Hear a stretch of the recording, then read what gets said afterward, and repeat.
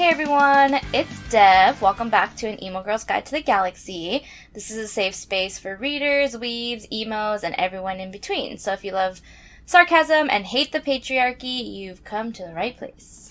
We have to start with an update today because Dev has, the best news ever. She has multiple good news things, so take it away, Dev. Yes, okay. To talk about what we've been up to, remember last week I had said I had a mystery package from Penguin Random House coming, and Drumroll. I manifested that it was going to be Cassie Clare's new fantasy series, a sword catcher, and I was right. I got a freaking sword catcher package in the mail that day. It's so beautiful. And it was glorious. If anybody wants to see pictures and videos, I'm sure by the time this is up, I will have tons of content on my Instagram, so you can go check it out. Never stop taking pictures of it.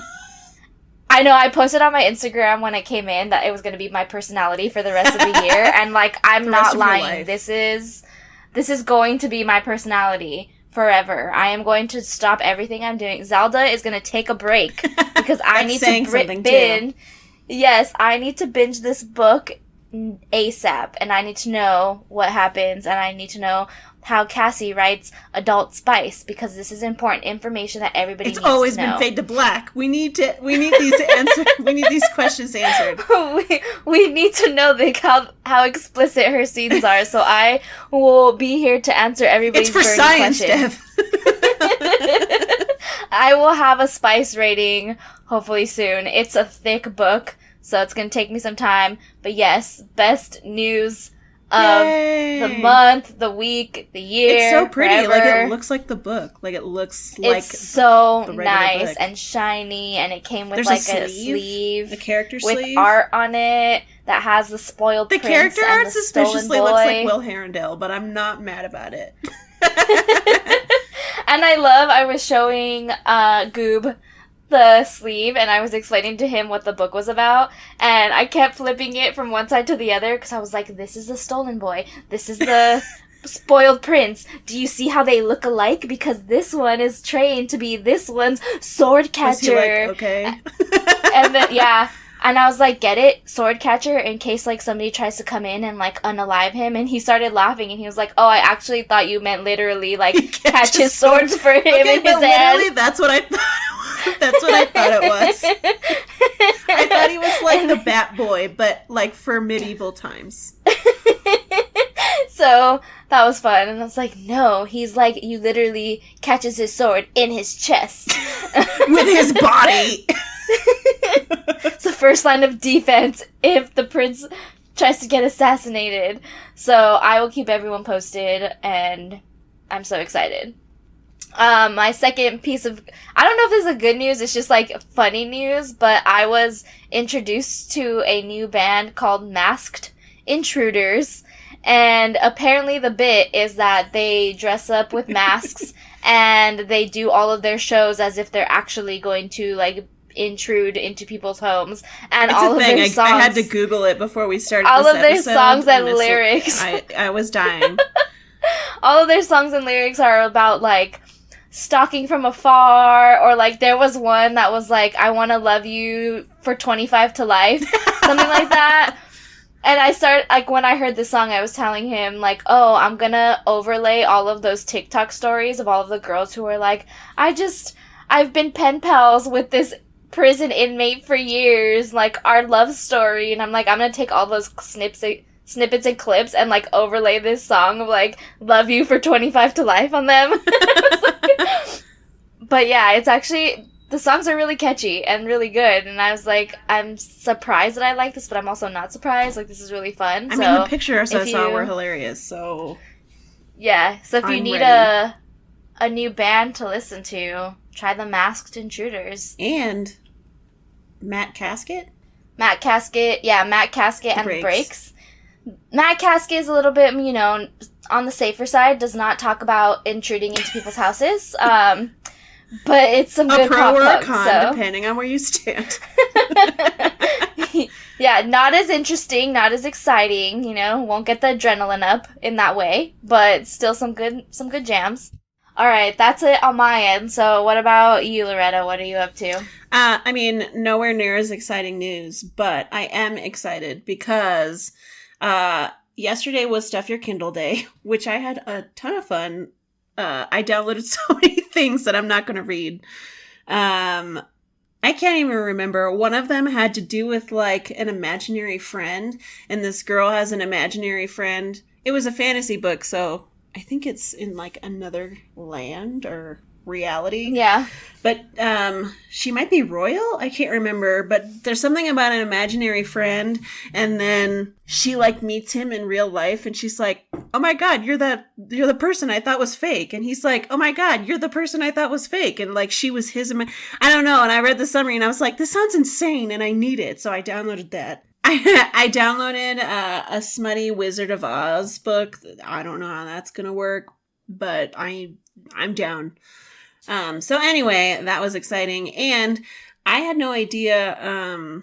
Yesterday, I saw a bunch of people posting about Emily McIntire, the author of Hooked and Scarred and I forget what the series is called. The Neverland series or something. I didn't realize, I don't follow her. I think it's Never After, but Never I could be After, wrong. something Never something. We'll put it in the notes. But I don't follow her because I've never read her books and I didn't know what was going on with her, but she is battling cancer right now, and I think she was about to go or has gone through her last chemo treatment, so everyone was celebrating and promoting her stuff. So I went on Barnes & Noble and I was like, I'm totally going to support her and buy her books. So I bought the first 2 books, and Barnes & Noble is having a buy one, get one 50% off sale. So I was like, hell yeah. That's cool. So I got the first 2 of her books, and I got the first 2 Scarlett Persephone. What's her Persephone series? Oh, yeah, I don't... Hades and Persephone. Into the Darkness or something? Oh, yeah, it is called Hades and Persephone. The Hades and Persephone series. Okay, cool. I got the first 2 of those. A touch of darkness. Okay. Yes. I got the first 2 of those and the first 2 Emily McIntire books, so I'm excited. And I got a bunch of random manga for my Kindle Fire. I got them through... I aspire to be a manga girly, and I want that so bad for myself. I just have not been able to, like... Something about reading manga, I can never, like, focus. I can read webtoons all day. I don't know what it is about manga that I just cannot focus. I don't know. But I'm going to make it happen. So I bought a bunch of first volumes of some series, and I'm going to try to read them. But I'm excited. I know. I really want to be a manga girl, too. But I am stuck in my only read the popular series phase. Or watch the anime first and then go into the manga. So, good thing we have Goob around because he's a huge manga anime nerd and can give us all of the recs. He can help us. I ended up buying one called My Happy Marriage, which I think is going to turn into an anime on Netflix soon, which is cool. I got The Dragon's Betrothed. I have no idea what it's about, but there's 2 guys on a cover, and I think one's a dragon or something. I don't know, but I'm down. That sounds cool. I'm here for dragons. I got The Savior's Book Cafe Story in Another World, which is literally about a girl who, like, owns a bookstore or something, and then she ends up, I think inside one of her books, and then she falls in love with one of the guys, and I was like, I'm down.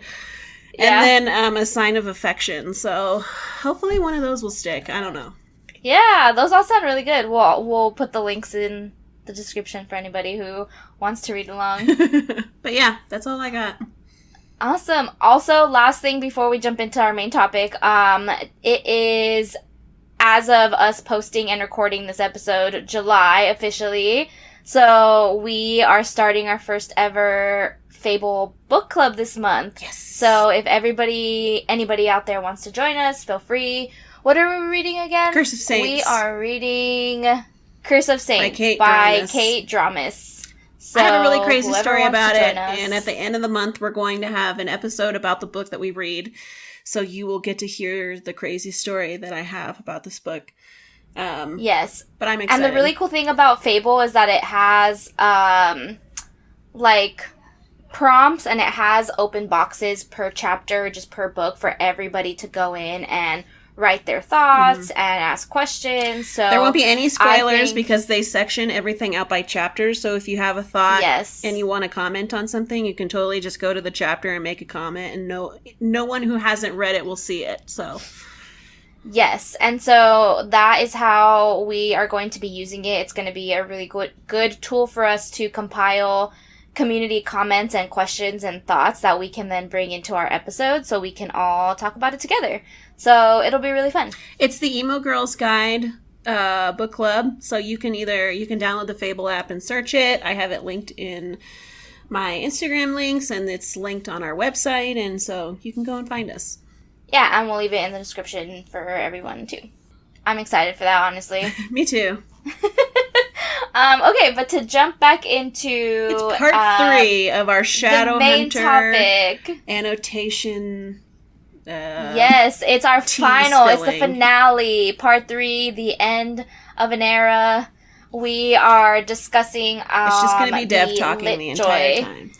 Yes, the Litjoy creates special editions of the Mortal Instrument. So for those of you who are skipping around on episodes and are listening to this first, we both have the special edition Litjoy crate set of Mortal Instruments, and within the box set, Cassie actually annotated each book and has a bunch of little fun facts in there for everybody as they're doing a reread or a read through. So we thought that we could spill some tea on all of her insights for everybody who didn't want to spend an arm and a leg on this box set like we decided to do because we are irresponsible with our monies. Yeah. Just kidding. Who needs retirement? If you have the funds, buy all of the books. That's my motto. You know, these are crazy times. Comfort yourself however you need to.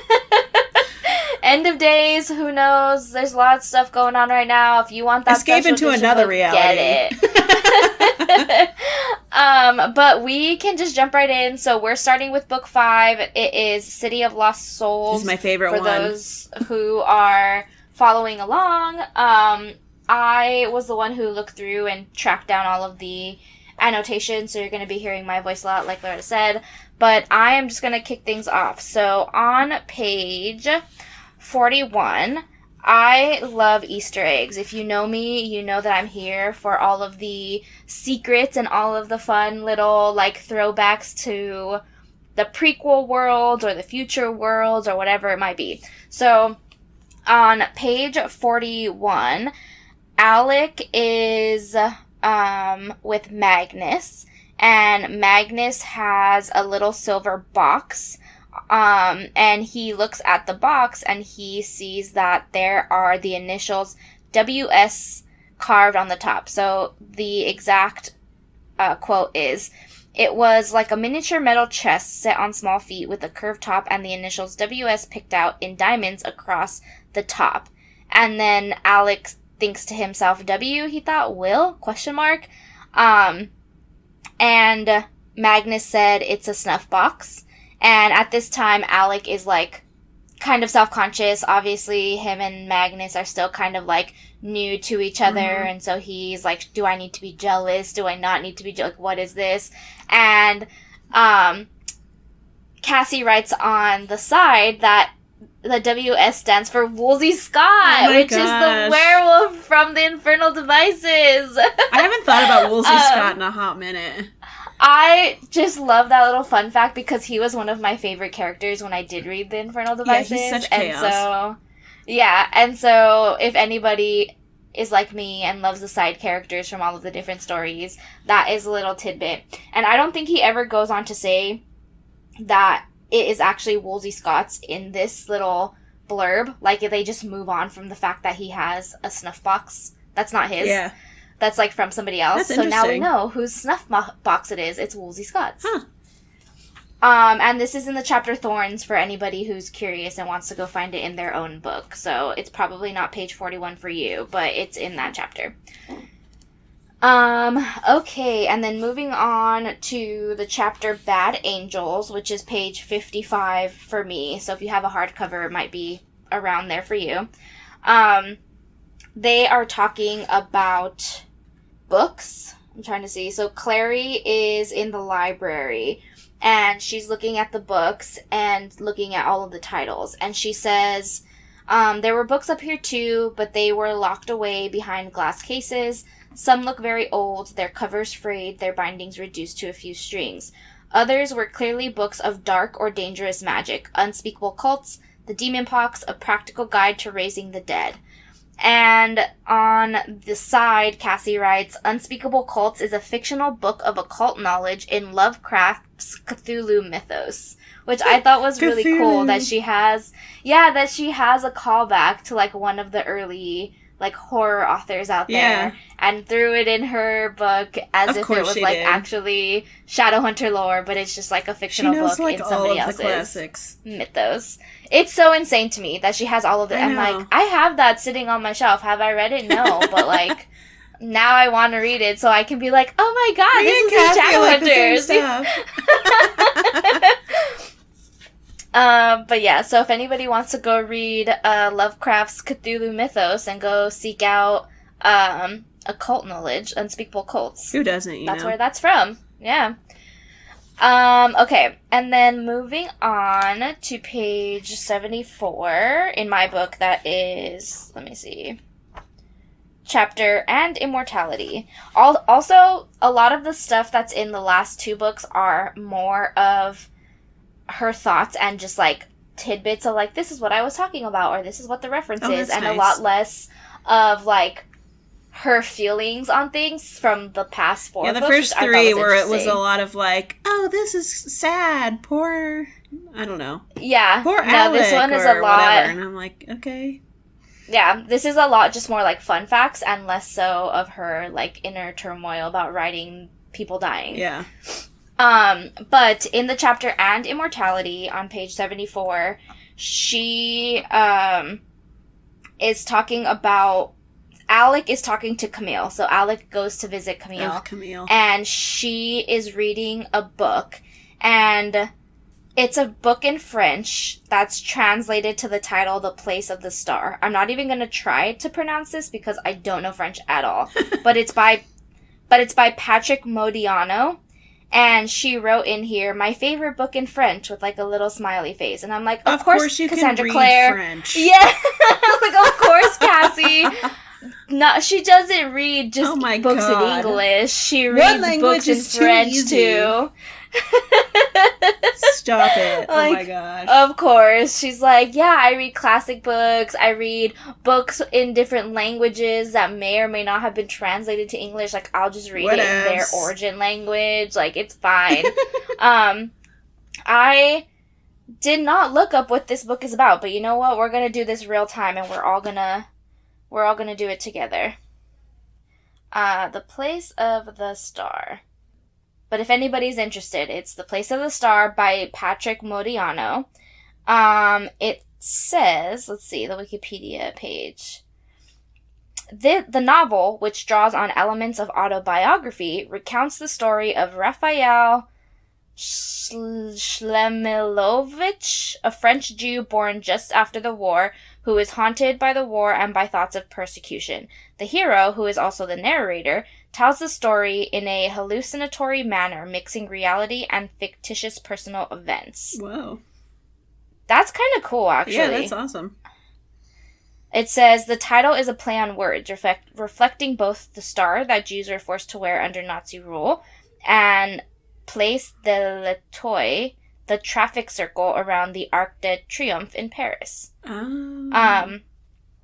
Which, again, all of this stuff, like, I'm learning so much about her as a regular person, because I just learned that she's Jewish, and she mixed in so much of her Jewish background in these books, and, like, it just goes into all of her, like, her favorite books, her everything. I feel like that adds a level to Simon's character that wasn't there before. Uh-huh. Yeah. And so now we know. And if anybody wants, I kind of want to read this book now, but I know. Yeah. The Cassie's English version. In French. Yeah, not in French, unfortunately. I'm not that fancy. But Cassie's favorite book in French is The Place of the Star, Patrick Modiano. How many other favorite language books do you have? I need to know. How many languages can you read? Please give us a list, yeah. But yeah, that was a fun fact. I like that one. Okay, so let me go into where the next one is, which is way further on deep, because I skipped all of the, I feel like this and this and that, because I was getting tired of those. Yeah. So in this chapter, A Sea Change, in my book, it's page 156, Magnus is talking about Parabatai, and he says, I know about Parabatai, said Magnus. I've known Parabatai so close they were almost the same person. Do you know what happens when one of them dies to the one who's left? And then Isabel cuts him off. And, on the side, Cassie says, those who have read Infernal Devices will know what Magnus is talking about. So, Magnus is referencing, obviously, Will and Jem. Yeah. It's so crazy. But I just thought that was interesting, because it's so, like, generic and vague that, like, you wouldn't think twice about it, but if you did have the context, you'd be like, oh yeah, that does sound like Will and Jem. It's so crazy now, like, hearing about this stuff, because, like, the first time you read it, obviously, intellectually, I knew that he's old and he's been around a long time, but you don't really comprehend it. And now it's crazy, like, having read all these books and seeing him, like, reference this old stuff. Like, you've seen it all, bro. It's so crazy. Like, yeah. You've seen so much shit. Also, once again, I feel like this is the curse of big worlds and magic, and when it's so open-ended. But, like, how could Magnus be around for so long, but then not follow anybody's like, how do you not know Jace isn't really who everybody thinks he is? Like, how, I mean, at this point in time, everybody knows who Jace really is now, but, like, before, if you're immortal and you've been around, like, you would know about the Parabatai curse. Yeah, you would know who they look like. You would know where they come from. Or at least, like, I think you would. I don't know any immortal people, so I can't say. But, like, you've been around. Like, you know the history. Everybody's like, oh, yeah, it's a part of Shadow Hunter history that's been, like, lost to the world. And I'm like, but what about all of the people who were there? I know. Like, yeah, people were like, there to witness it all, so.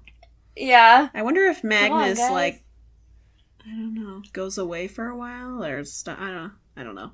Yeah, I think it's explained away by, like, his vacations and stuff, or, like, he goes to different countries, I guess. But I mean, I can understand him wanting a break from everybody. From the dramatic shadow hunters who only want to use him for his magic. Yeah. But you would think that, like, after all the years, they would invest in hiring an immortal to, like, keep historical records of stuff. I don't know. Stop using common sense, Dev. How dare you? You would think that they would have invented logic their own DNA at a time like tracking this system.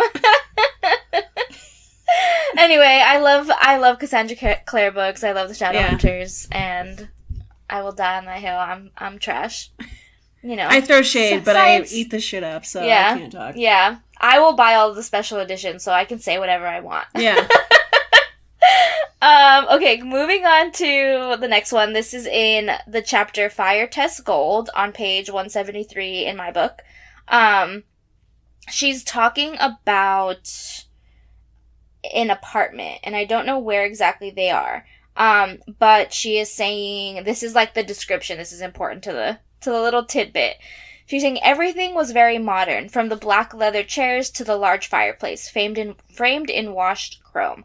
There was a fire blazing in it, so someone else must be home, or must have been very recently. The other half of the room was taken up with a large television screen, a glossy black coffee table on which were scattered games and controllers, and low leather couches. A set of glass stairs led upward in a spiral. Oh, is this the house that Valentine has? Yeah, the floating one that like can travel different places. I loved that. Yeah, shit. She's in the house with I want to say, no, where is she? I was gonna say with Sebastian and Jace. I thought they were both there. Yeah. Oh yeah, she is. She's trying to contact Simon. Yeah. So she just got there, and now she's trying to see if the ring that she's wearing to talk to Simon is working. That's right. Because they get it from... Yeah, she's worried about Jay, so she's trying to save him, right? Yeah, so she leaves, and they go talk to, what's her face? The fairy, the queen, the fairy, whatever she's called. I forget. But I know what you mean. And she gives them the rings, and then you find out. That's right. Betrayal. But she's trying to see if it tested, so she's going through the house that she's in now, where Jace and Sebastian all stay. So that anyway, shit was so weird. The house is very modern, and Cassie's little note is, "This is exactly my least favorite kind of decor." Same, girlfriend. So my note that I wrote is, Cassie does not like modern decor, LOL. And I just thought it was funny that she gave Valentine and Sebastian a modern-looking house, because obviously they're villains and they would have very terrible taste in house decor. It kind of fits, though, too. Like, cold and sterile and, I don't know. Yeah, like lifeless, no color, yeah. Makes sense. I also don't like modern decor, just modern, though. Like, it has to be, like, farmhouse modern, or, like, that's something true. else I can take some modern as long as there's, like... Yeah. As long as everything's not, like, white and minimalist. Yes. I need, like, I like the crisp lines and, like, the cleanliness of it, but it needs to have, like, color. Yeah, exactly. But I am also not here just for, like, the pure white. Yeah. The pure white of everything. Because everything's going to get dirty. Like, white couches, no. I know. How stressful would it be to live in a place like that? No, thank you. Yeah. Okay. Now, jumping into the chapter, The Wild Hunt, and in my book, it's page 221, there's a little blurb at the bottom where they're talking about mermaids. So, Jace says, "Mermaid, there are old families of them that have lived here in Venice a long, long time. They're a little odd. They do better in clean water, far out to sea, living on fish instead of garbage." And Cassie has in here, "Mermaids, people often ask, what kind of downworlder?" And then she says they are fairies. Oh. That's cool. I didn't know that. Yeah, so anybody who was wondering what mermaids are, they're a type of fairy. Oh, okay. That checks out. I thought that was a little fun tidbit. Okay, so in the chapter, Ascribe All Sin, page 261. Let me see what I wrote here. Okay. So, there's a scene between Clary and Sebastian, and he is wearing a bracelet, so he reaches up and brushes away hair that had fallen into her eyes. Lights sparked off the bracelet he wore, the one she had noticed before, with letters etched into it. And it says, I think this is Latin, and I'm going to try my best, but I don't know what it says. It says, Acarnota movabo? I don't know. Where's I don't know what it says. Need him? I know. It's some type of Latin. And it says, boldly she put her hand on his wrist and she asks him, what does this mean? He looks at her and says, it means thus always to tyrants. Cassie says, Sebastian is lying. This always to tyrants is sic semper tyrannis, which I feel like we've all heard at some point in time. Like, it's a very popular Latin phrase. Mm-hmm. I also wrote in my notes that she says that he's lying and doesn't tell us what's on the bracelet, but she doesn't tell us what it actually says. And so I Googled it. And what it actually says is, I will raise hell. The full line is, if I cannot move heaven, I will raise hell. And it's from like I've heard that before. I want to say a play. Yeah, it's from a play or some type of old... I mean, that fits Sebastian, so... Exactly. I feel like we might have heard it in the series. Like, maybe he does say it at one point. Yeah. But at this point in time, we don't know. And so if anybody was wondering, that's what it means. He is going to raise hell. Truth. Yeah. Foreshadowing. Also, I'm just wondering, like, what if these books were written in an age where, like, nobody had Google? Like, I would have just been completely lost because I'm not cultured. Like, I don't know what any of the Latin is. I don't know any other languages. Like, I'd just be like, skip over some of this. I don't know what it says. I never Googled any of this stuff the first time I read it. I never Because that wasn't a thing. I don't know. Yeah. I will say... And now I'm just like, Google everything. I reread Twilight not too long ago for a future episode that we're going to have. I don't know when we're doing that, but it's crazy because those came out like 2006, 2007. And it's so hilarious to read like how technology has changed just in that short amount of time. Like she has no phone. Like the whole scene where Bella is stalked and almost attacked and shit. Like that wouldn't even happen now because she would have a phone and a map and she would not get lost. And I don't know. It's just crazy. Like it doesn't feel like it's been that long, but technology is just insane now. Yeah, and then you think back and you're like, oh yeah, I did live during that time. Like I know. I do remember where we did have landlines and we didn't Google everything and lived without Google Maps. Yeah, or like the time of the internet where you would have to use the dial-up, like the phone line, and then like, get off the phone, I'm on the internet. Yeah, oh my god, that was like my very early childhood where I was like, can I go on Disney Channel websites to play games? Yes. Oh my god, yeah. Or AIM instant messaging, and then you would have to like sign on and it would have to dial in. Yep. And then you'd be like, why isn't my internet working? What's going on? And then the phone would ring. And you're like, wow, somebody wanted to get a hold of us that badly that they called so many times and cut the internet off. Like, because when you would call and somebody was using the internet, it would just say it was busy. Yeah. So you would have to call a lot of times to break through. You had to really want it. Yeah. I saw a tweet too, not too long ago.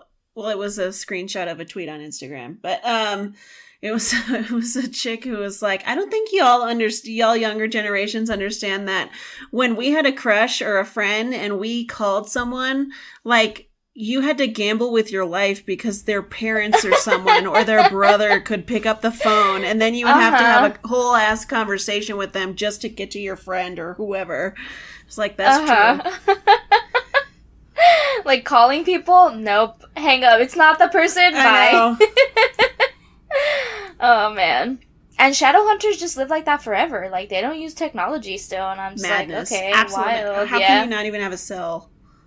Yeah. Make a magical cell of some kind. I don't know. Yeah. Can't you do that? Like, we don't need fire messages. We just need a cell phone that works in fairy. Like, that's it. Like, can you just get cell signal down there, please? Yeah. Just quickly search up books on the occult on my phone while I'm just have one powered by magic through. And then you don't even need to worry about that. Oh yeah, that's true. That's true.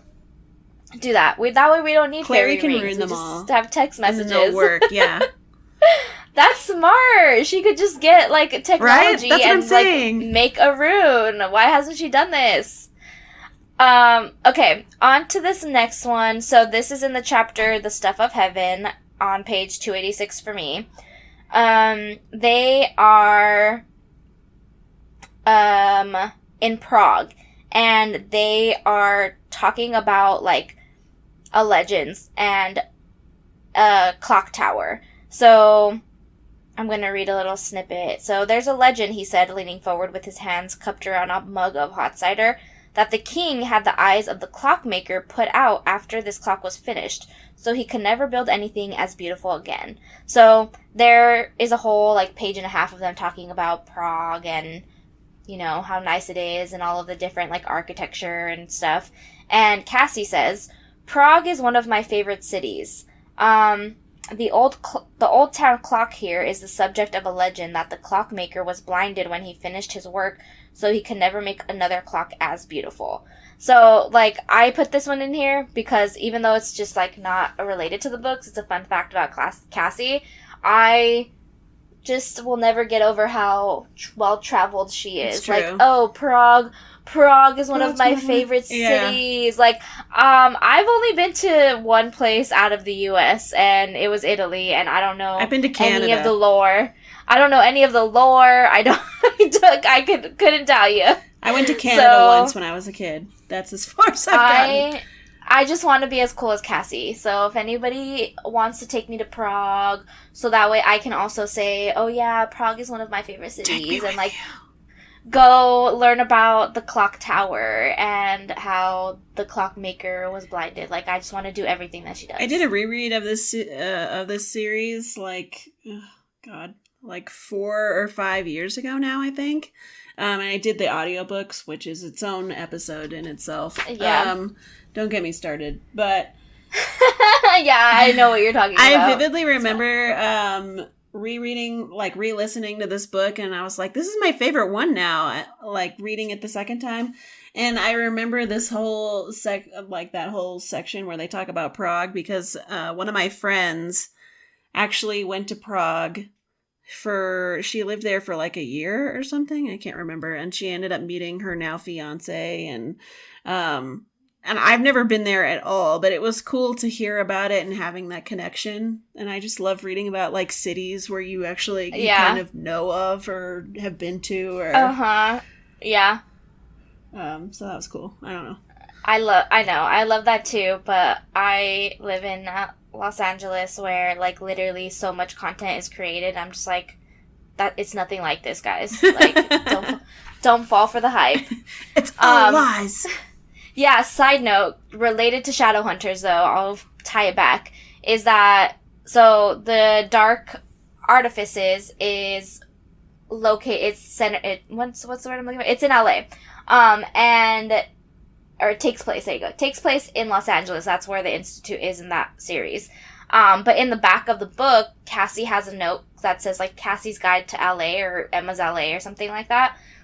She even notes, she was like, I had to fudge the map a little bit because if I didn't and all of the places were located where they actually are, like, they would be traveling in the car for hours. And I'm like, thank you. Thank you for, like, being real and acknowledging that, like, a drive from Malibu to Pasadena to get to the freaking Shadow Market would be, like, 2.5 hours in traffic. Like, far. Nobody is doing that drive without proper planning and waking up hella early to make sure you skip traffic or waiting until super late at night when everybody's home from work. Yeah. Like, there's no way. So just in case anybody was wondering, that's what it's like driving in LA traffic. Okay, cool. So going back in, this is in the chapter The Bone Chandelier on page 300 for me. They are talking to Azazel. And in case anybody wants to know, Azazel is like a very famous prince of hell. I think he's a prince of hell. Maybe he's just a demon, but I think he's a prince. He's not nice. No. So, demon skin, blah blah blah. So they summon him to ask him a question, and Simon is there. And so it says, Azazel stopped in his tracks, his hands, the nails tipped with the same sharp iron as his teeth, curled in toward his sides. Wanderer, he breathed, is it you? Simon stayed frozen, blah, blah, blah, blah, blah. And so the little note says, Wanderer, Azazel is referencing the legend of the wandering Jew, cursed to walk the earth. Again, just very, like, I would have never known that. Nope. Like, I would have just taken that word for word, just, like, face value, and not thought anything of it. I wouldn't have put 2 and 2 together to, like, even know what to Google at this point. Like, the reference is just, like, so interesting to me that she has incorporated so much of her Jewish background into the books. So yeah, that's cool. I thought that was really cool. Yeah. Okay. Moving on. So we're now back to Sebastian and Clary, and they're in Paris now. And this is in the chapter As Ashes on page 336 for me. And the blurb says, the moment it closed, so he's punching in a code into a door. And the scene is, the moment it closed, she darted after him, pausing to key in the same code, X235, and waiting to hear the soft sound the moment the door was unlocked. And the little blurb is, X235 was the door code to the apartment in Paris I lived in college. Oh my god. This was my neighborhood. So, like, again, Stop like, it. when I went to college in Paris. Again, Cassie, I already love so you. cool? Just stop it. I know. Like, I had an apartment in Paris in college. I'm not bitter. And this was my apartment code. But anyway, the neighborhood they're in, it says that, I don't think she gives, like, an actual, like, oh yeah, it does. Rue de la Seine, Rue Jacob, and then something else. And there are signs that point in different directions, showing ways to the Bastille, to Notre Dame, and to the Latin Quarter. So if anybody knows where that is and wants to take us so we can see where Cassie went to school and college, let us know. Where at this Claire point, we're going to be on a world tour. Yeah. Like, literally, Cassie has been all over the world, and now I want to do it all. Let me see if there gives... they were creeping along the Boulevard Saint-Germain. So if anybody knows where that is, let us know. Like, yeah, do a Paris tour, and we can go see where she oh my God. Spent her time during her college years. But yeah, moving on, because I'm crying in the club because thoroughly jealous. I haven't been to Paris. I've only been of to her Canada. otherworldliness. It's the same, right? I also love that that's why she can talk about so many places in her stories, because they're places that she's already been to. Yeah. She's like, yeah, I visited. Like, this is where I used to live. And I'm just like, cool. Authentic descriptions, yeah. Okay, so in the chapter Magdalena, page 358 for me, they are at a coffee shop, I think, and they're talking about, Clary's talking about the hot chocolate. So they sit down, and she says she had to admit the chocolate was excellent. They made it at your table, which was small and wooden, as were the old-fashioned high-back chairs, in a blue ceramic pot, using cream, chocolate powder, and sugar. The result was a cocoa so thick your spoon could stand up in it. They had croissants, too, and dunked them in the chocolate. So this place that they're talking about is actually a real place. Again, so cool. It says, for reference, this hot chocolate place is real. It's called Le Hure Gourmand. And she says you have to find it in a very tiny passage. So, again, just Cassie being cool, being like, yeah, I know all of the cool chocolate places in Paris. So I think I've heard of this hot chocolate, but I didn't know, like, the place. I forget where I've heard of it before, but...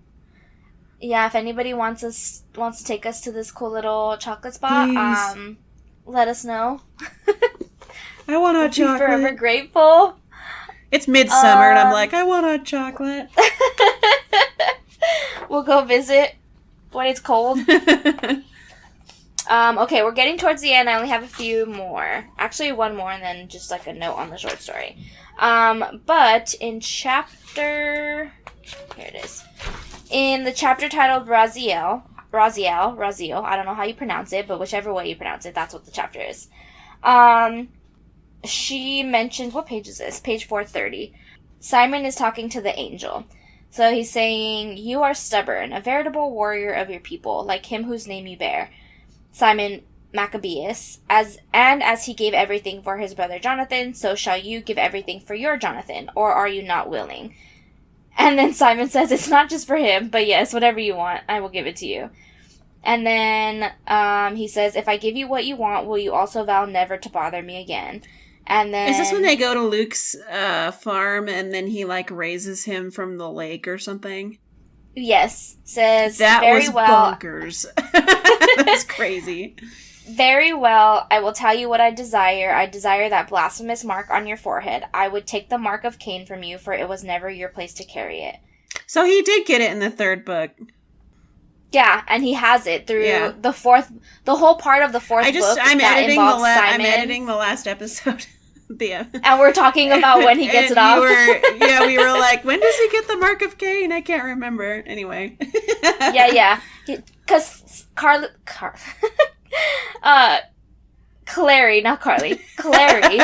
puts it on him for protection, because the whole problem in the fourth book with him is that they're coming after him because everyone wants something, like, oh, he's a like daylight or whatever, blasphemous. Yeah.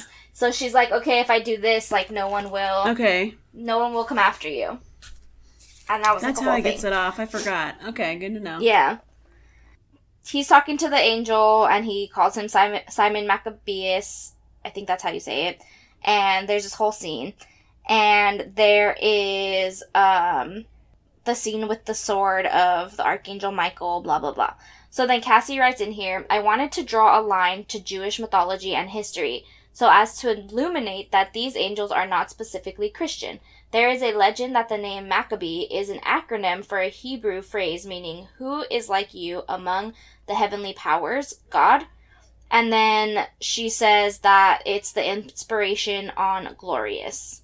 And so I just think it's so cool that she just combines everything that people know because it's so popular. Like, everybody knows angels and demons, obviously. Mm-hmm. Like, you may or may not believe in them based off of your faith and all of that stuff. But yeah, the fact that there are so many, like, little tiny details and call-outs where it's like, oh, yeah, these are just everybody's angels. These are just everybody's everything. Yeah. Like, it doesn't matter what you believe in, that if you believe in some type, like, it exists for you. Yeah, it's cool that she, like, the whole book is based around angels and demons, which seems so Christian. Yeah, it seems so faithful to just one religion, but she's actually incorporates, like, a little bit of everything, and I really love that she's inclusive like that. Yeah. So yeah, there is a lot You said the Maccabees, and all I could think about was the episode of Friends when Ross is trying to educate his son about like Jewish faith, and he's like and he's in the armadillo costume, and he's like, there are these people called the Maccabees. And he's dressed as an armadillo. Yes. Anyway, I'm sorry. Also, it says, just for more context on the Maccabees, since you brought it up, the angel says, you are the blood and faith of the Maccabees. Some say the Maccabees were marked by the hand of God. In either case, you are a warrior of heaven, Daylighter, whether you like it or not. So, yeah, I think it's really cool. Because, like, you read all of this stuff and you just assume, like, Christian theology. But really, it's, like, Christian and Jewish mythology and history and just a bunch of stuff. So I think that's really cool. And then, side note is that the short story in this book, I completely forgot about this. Becoming Sebastian Verloc, a new scene showing Jonathan Morgenstern's first meeting with Sebastian Verloc. The real Sebastian and Verloc. There's, correct, the guy who he impersonates, unalives to be able to impersonate him. So that is in here. And I feel like it's only a few pages, but since there are so many different end scenes in these books, if you guys want us to do a little, like, half episode of going through all the short stories ever in the Shadowhunter world, we can. But you might be able to find it online. Unclear. Yeah, let us if that's what you want. But yeah. The short story that's at the end of the first book is just the flipping cutest thing ever. Oh my god. Yeah. There's also so many short stories in, like, the special first editions of, like, the normal published books that are out. There's a ton floating around, and I don't even know them all. There was a whole series of short stories on Tumblr that I just didn't know existed for a long time. It's called The Secrets of Blackthorn Manor. Yeah. And I am not caught up with those just because, like, again, I didn't know they were happening for a long time. And then by the time I figured it out, I was like, oh shit, I can't read all these. Yeah, I did know that they were happening, but it was just, like, so... I cannot consume media like that. Like, it's not my cup of tea. Yeah. But then she announced that they might be doing a Kickstarter. She was like, does anybody want to see this, like, bound and published in book format? And so she might be doing, like, a Kickstarter thing to have that be a book. And so I'm like, yes, I will pay all the money. Yeah. Please. So she also has the cool little, like, it's a compendium called the Shadowhunter Codex. So we can also go over that. I've never gone through that, actually. So I would want to do that for me.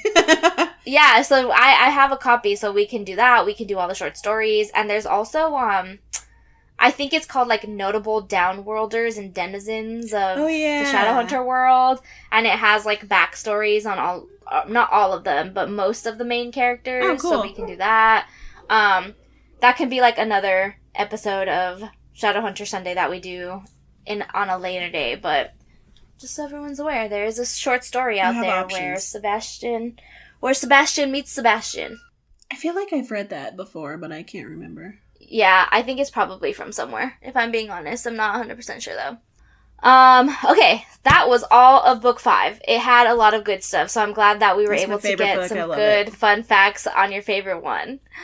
And now we're going into book 6, I honestly which can't is even City really of Heavenly remember Fire. book 6 at all. So much happens in this book. This book is so freaking thick, and I did not write down that many notes because most of them were just like, oh my god, sentimental, heartfelt, like this was so hard to write or whatever it was.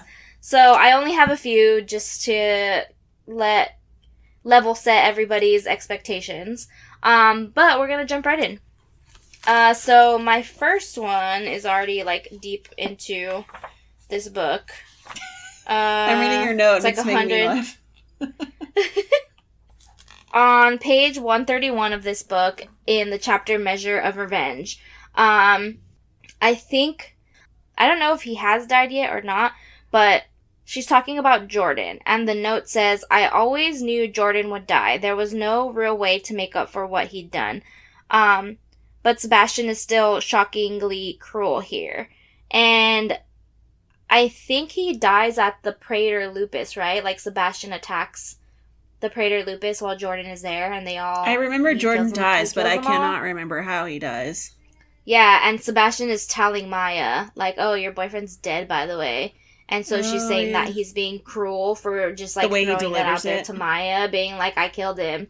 But yeah, I think he goes to the Praetor Lupus. Your note says your note on the script says she always knew Jordan would die because he could never make up for what he did. And then you said, what did he do? I was like, what? I've been thinking about this since I wrote it. And I was like, the only thing I can think of is that he turned Maya into a werewolf, right? Like, he, like, spazzed out and, like, left her to figure it out on her own. That's the thing that he did. Yeah. Like, they were dating, and then he turned her into a werewolf because he didn't have control of his own powers and stuff. But then he comes back and they date, right? Like, doesn't she date after Yeah, that? he comes back. He comes back, and I remember he's a dick, knows... and I hated him, and I was not upset that he died, but now I can't completely remember why I liked Jordan. I liked Jordan a lot, and I don't know why. Like, I don't remember hating him. I hated him, but I can't remember why I didn't like Maya. I didn't like Maya at all, but I feel like my annoyance from her came from the fact that, like, she was always just like, oh, Simon, I want to be with Simon. Oh, I hate you. What do I do now? I'm going to go be with Jordan. And then, like, oh, Jordan's gone. I'm going to go be with Bat. Like, she was such a strong character, but, like, most of the time was spent with her being, like, sad or depressed or angry about some boy or another. And I'm like, poor girl, just, like... Now looking back on it... Be a cool werewolf. Yeah, now looking back on it, I feel like she was such a strong character that it frustrates me that she was used as, like, a plot device for drama. Yes. Yeah. And I'm just like, I just was always so annoyed that those were her storylines. Like, oh, you come back and you're like, I'm dating Maya now. And then she finds out that her ex-boyfriend Jordan is here. And he's like, I'm sorry I came back for you. And I'm just like, we didn't need this. We didn't need to have, like... ex-boyfriend turned you into a werewolf on accident and left you there because he didn't know what he was doing. Yeah. And, like, I feel like something happens. I feel like Jordan, like, does something that made me mad. Like, I feel like he gets angry with her or does something. Yeah, I don't remember. Maybe he, like... There was a reason why I hated him, and I can't remember what it was. I don't either. I honestly feel like maybe I'm just hallucinating liking him, and I just don't remember enough. He's a man who he's a hot man who turns into a werewolf, so you'd think that I'd be in love with him, but... Yeah, I don't know. Maybe it's because is he the one who had anger issues, and then he, like... That's what I thought. Turns himself around, and then he's all, like, mellow, like, hippie, like... Oh, I peace think and so. love. Like, but then doesn't something happen and he loses it again or something? I don't know. I don't know. We need to reread. This is ridiculous. This is the part where I say I honestly don't know. I'm probably making a lot of fake information. We're basically the heads of the Shadowhunter fan club, and we can't even remember the effing books. But anyway, Jordan does something and he dies. So that's, and she always knew that he would die for what he did, and I think it was the whole Maya thing, the way that he treated Maya before we meet him when he's all, like, rehabilitated. But I don't remember how bad it was. So if somebody can remember and tell me if it was, like, shockingly evil, and I just, like, blocked it out of my brain. Let me know. Okay. So then we're going to jump 500 pages over because there's really nothing of note in the middle section of this where there are any notes. I'm, like, literally skimming through and I don't see anything. So I guess we're not missing out. But we're going to jump to chapter Call It Peace. This is page 667 in my book for anybody curious. So Alec and Magnus have made up and they are all lovey-dovey. And... oh, yeah, they break up. Kind of. Yes, they break up, they make up, and so this is a scene between them. And Magnus says, Isn't it because Alec is an idiot? He's like, I can't do that. I don't know. Yeah, he goes to Camille. I remember being so annoyed. I was like, what are you doing? Yes, he goes to Camille to ask Camille about Magnus's history, I think. And then I think at one point he's trying to figure out if there's a way to make him mortal to, like, not live forever. Oh my god. And I was so annoyed with him during that whole thing. Anyway. Yeah. Sorry. And he's like, why did you betray me? And I was like, freaking Alec. Ugh. But they get back together, so it's fine. And they become the most amazing couple ever. So Magnus tells Alec, I had a lot of time to think after we broke up, and I wrote this. He pulled a notebook out of the inside pocket of his jacket. Just a very ordinary spiral-bound notebook of lined paper. But when the wind flipped it open, Alec could see that the pages were covered with thin, looping handwriting.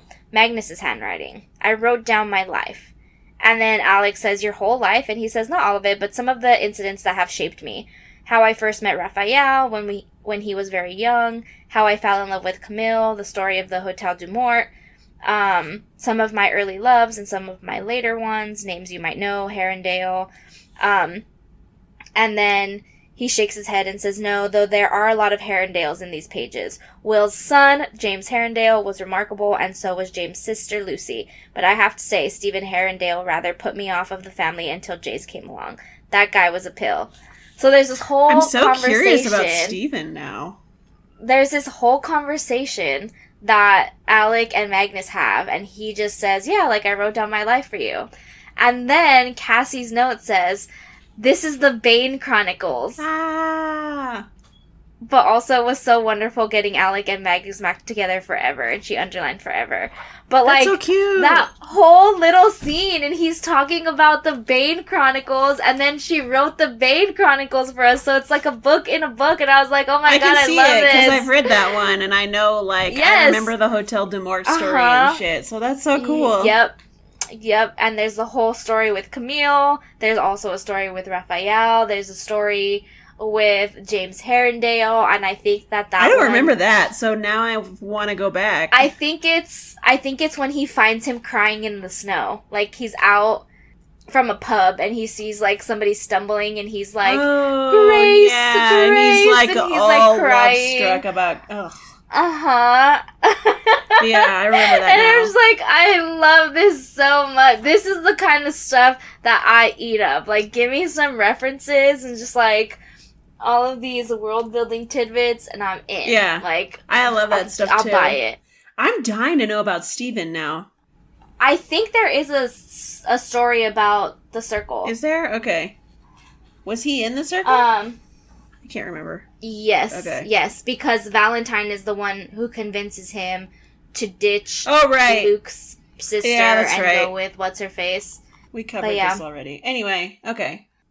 Also, now that I'm flipping through this, I didn't write it in here, but on page 700 in the epilogue chapter, Cassie writes, it was lovely just to get to write Jace and Clary being happy together at last. And I'm like, you could have done that if you would have just told us at the beginning of book 2 that they weren't related. Like, it's fine. It's fine. Yeah.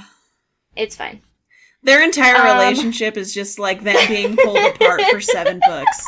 Or 6 books. It's fine. I could have lived with everything that happens in book 4 through 6. Like, if she would have just shortened the, like, possible incest just, like, slightly.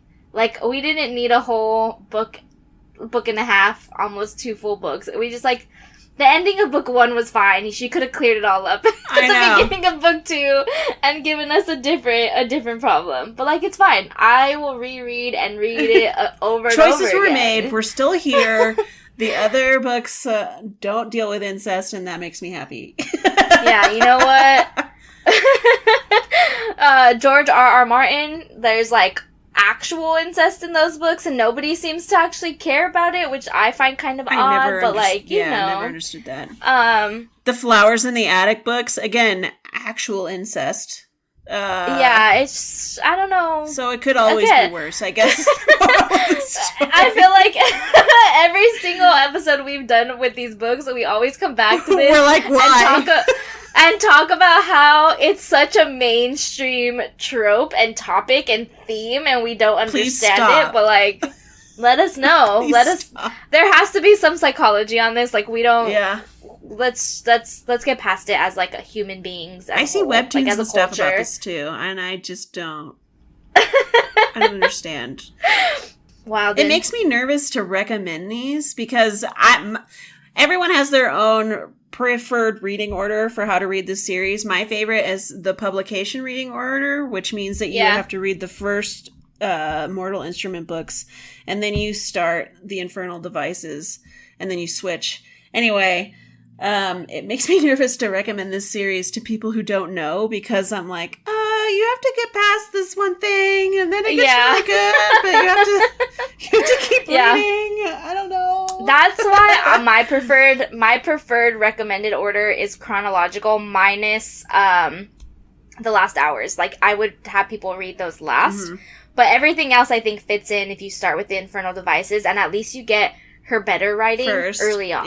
Yeah, you get like the preferred like love triangle. I just like seeing how she weaves stuff from the Infernal Devices into the later books.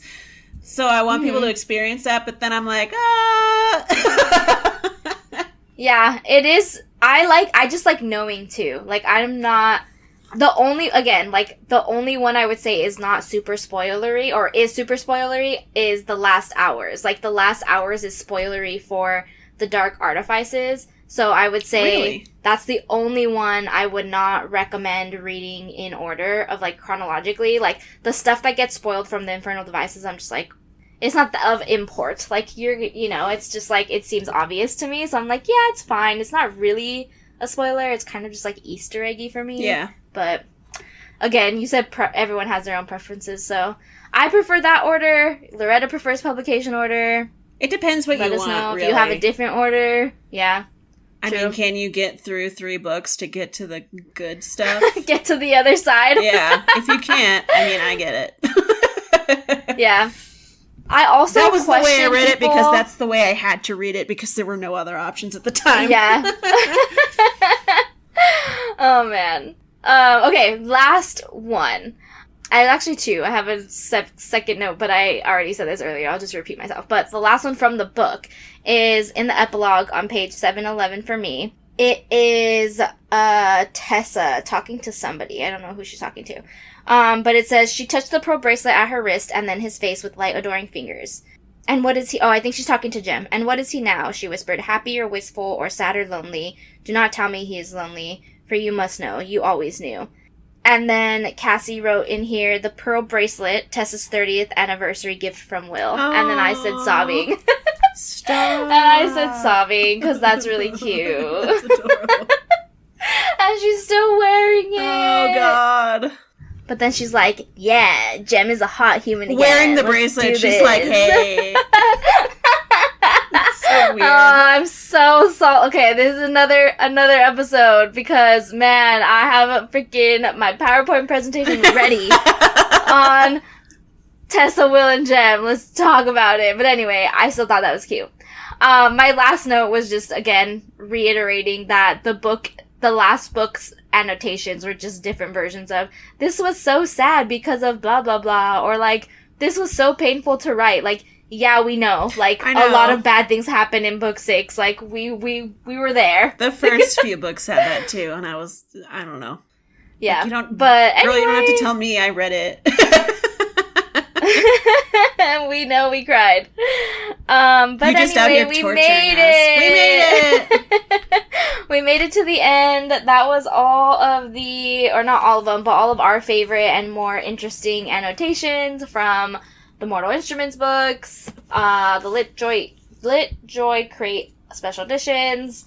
So yeah, that's everything we got for you. Hopefully, there's so much content, like we said, so we will be back with more Shadowhunter Sunday episodes, but just we'll never shut up about Shadowhunter. So, but next week is going to be different. Yes, this completes our trilogy in true Cassie fashion. We have our own trilogy of episodes, and our trilogy is now complete, but we'll come back with spin-offs. Yes. At some point. More rants will continue later. So, on that note, please come and follow us. We are on Instagram. We are now on Fable. Come and follow our book club. We are going to be reading The Curse of Saints this month, and then talking about it at the end of the month. We're on everything. We're just on all the at things. Emo Girls Guide. We're on TikTok. Yeah, at Emo Girls Guide. So come find us. And we hope that your day is blessed with main character energy. Main character energy! Woo!